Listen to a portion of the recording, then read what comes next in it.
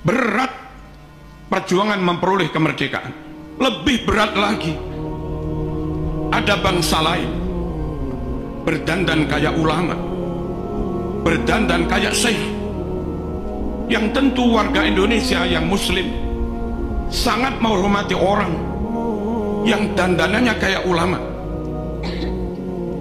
Satu sisi melihat zahir dandanan kayak begitu, mereka harus menghormati, seperti Hadratus Syekh Mbah Hasyim Asy'ari.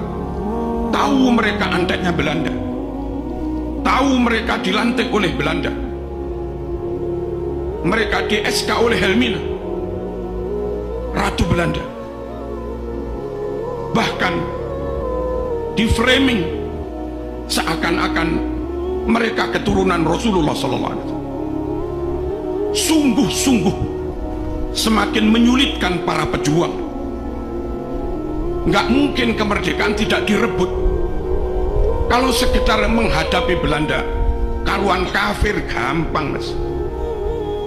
Ini kadang menghadapi bangsanya sendiri, atau menghadapi orang yang ngaku ulama, bahkan ngaku keturunan Rasulullah SAW, tapi mereka berkomplot dengan penjajah.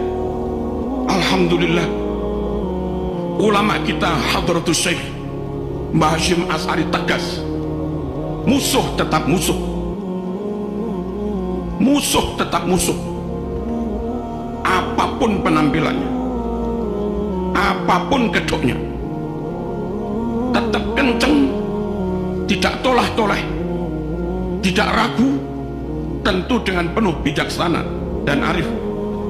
Mereka tetap berjuang merebut kemerdekaan, meskipun kadang yang dihadapi orang yang penampilannya kayak ulama, meskipun kadang yang dihadapi orang yang penampilannya bangsanya sendiri. Alhamdulillah, dengan kekompakan, kekokohan niat, dan tentu persatuan, doa, hizib, tirakat, dan rahmat Allah Subhanahu wa ta'ala, akhirnya Indonesia bisa merebut kemerdekaan. Allahumma shalli ala sayyidina Muhammad. Gerakan-gerakan ideologi yang itu bersumber dari asing, pusatnya di asing, dikontrol oleh asing, lalu kau biarkan mengobok-obok umat Islam yang ada di Indonesia. Ketahuilah, Syiah asing, Wahabi asing, Ikhwanul Muslimin asing, gerakan Hizbut Tahrir asing, Islam Ahmadiyah asing, pusatnya di luar negeri, sebagian di London, dikontrol dari luar negeri. Radikalisme asing, liberalisme juga asing. Asli Indonesia Ahlus Sunnah wal Jamaah, seperti yang hari-hari kita amalkan, kita yakini, ala thariqati nahdlatil ulama.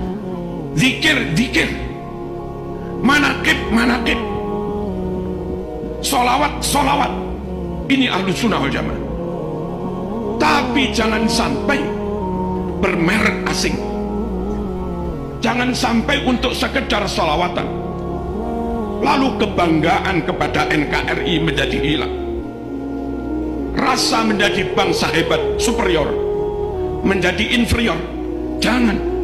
Orang dengan penampilan apapun, dengan baju apapun, dengan wajah kayak apapun, dengan suku etnis kayak apapun, asal mereka muslim, Ahlus Sunnah wal Jamaah, ikut manakib, ikut haul, ikut sholawatan. Tapi kalau kita harus ikut-ikut mereka, harus ada di bawah mereka, harus dikontrol mereka, harus nyembah-nyembah kepada mereka. Jangan. Ulama kita lebih alim, Ahlus Sunnah wal Jamaah kita lebih clear, fikih Syafi'i, akidah Asy'ari Maturidi, thariqah Imam Junaid al-Baghdadi, Abil Hasan Asy-Syadzili, Syekh Abdul Qadir al-Jilani, Al-Imam al-Ghazali. Jangan gampang dikit-dikit ikut, apalagi sampai akhirnya mereka mengatakan Indonesia ini milik wali-wali yang datang dari suatu wilayah. Bukan. Mbah-mbah mereka bukan pejuang. Pejuang itu Bung Karno, Bung Hatta. Pejuang itu Cuk Nyadin. Pejuang itu Haji Agus Salim. Pejuang itu Mbah Wahab Hasbullah. Pejuang itu Diponegoro, bukan yang lain-lain.